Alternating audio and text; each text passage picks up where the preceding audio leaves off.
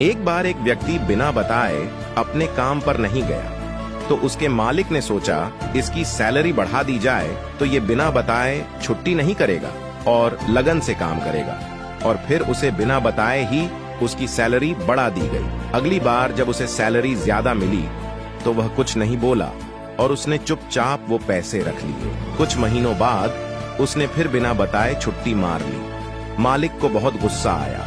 वो सोचने लगा इसकी सैलरी बढ़ाने का क्या फायदा हुआ, ये सुधरने वालों में से नहीं है, और फिर से उसकी सैलरी कम कर दी।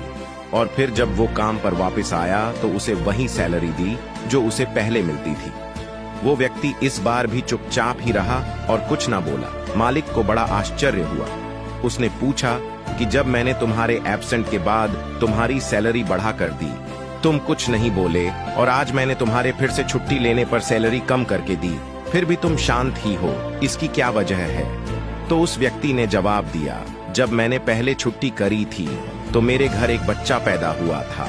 आपने मेरी सैलरी बढ़ाकर दी तो मैं समझ गया कि ऊपर वाले ने उस बच्चे की बेहतर परवरिश का हिस्सा भेज दिया है। और जब मैंने दूसरी बार छुट्टी ली तो मेरी माता का निधन हो गया था। उसके बाद आपने मेरी सैलरी कम कर दी तो मैंने ये मान लिया कि मेरी माँ अपने हिस्से का अपने साथ लेकर चली गई। अब मैं उस पैसे के लिए क्यों चिंता करूं जिसका हिसाब खुद भगवान ने कर रखा है।